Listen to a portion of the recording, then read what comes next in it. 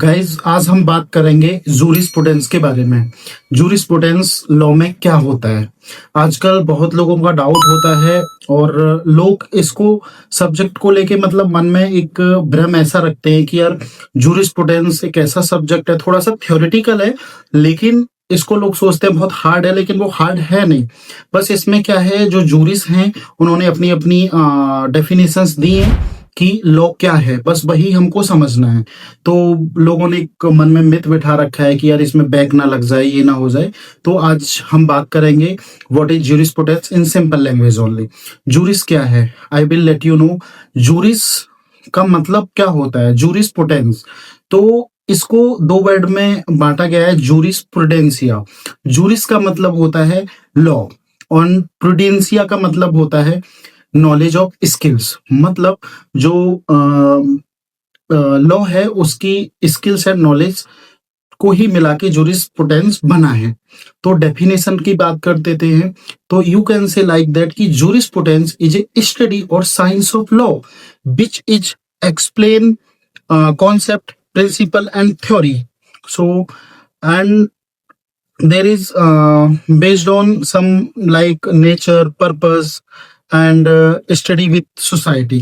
So you can say this is called as a jurisprudence. Okay, and इसमें और भी लोग आए, जैसे अल्पियन है। अल्पियन ने बोला कि लॉ जो होता है एक जस्ट एंड अनजस्ट जो होती है इस पे काम करता है। ठीक है, तो इसने डिवाइन लॉ को बोला है। जैसे जो डिवाइन लॉ मतलब जो ह्यूमन लॉ होते हैं उसके बारे में इन्होंने बात किया है। ठीक है, एंड सेलमोंड है और भी कई जूरिस हैं।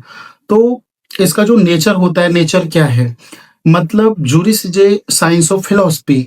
Okay, so there is like purpose, nature, and juris is a dynamic. Juris is a science of law, so you can say like that it is can under nature of jurisprudence. So इसमें अभी क्या है कि कई juris आए, जैसे like Austin है। अब लोग बोलते हैं ऑस्टिन, तो ऑस्टिन ने क्या बोला है। ऑस्टिन ने बोला है कि juris is a command of sovereign. मतलब सोबेरन का मतलब क्या होता है, sovereign means like power and supreme. तो ऑस्टिन ने बस इतना बोला है कि जो भी लॉ है वो एक सुप्रीम कमांड है। अगर कोई भी हम लॉ बनाते हैं तो उसमें क्या है, पनिशमेंट दिया जाता है ना। अगर आप पनिशमेंट नहीं दोगे तो लॉ को फॉलो नहीं करेंगे लोग। तो ऑस्टिन ने बस इतनी सी बात उसमें कही है। ठीक है, सपोज करो if parliament making a law on like theft is punishable.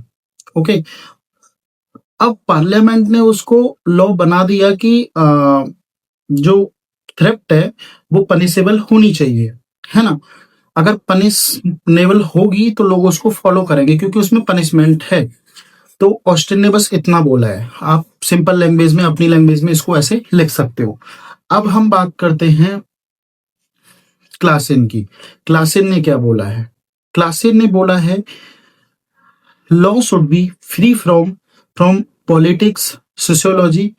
Okay, so Klaasen ने ये बोला है, क्लासेन ने बोला है कि जो लॉ है ये एक काम करता है नॉर्म की तरह, सिस्टमैटिक ऑफ नॉर्म्स। ओके, मतलब कोई भी लोअर जस्टिस होगा उसको अप्रूव करेगा और उसको वैलिड बनाएगा कोई हायर लॉ।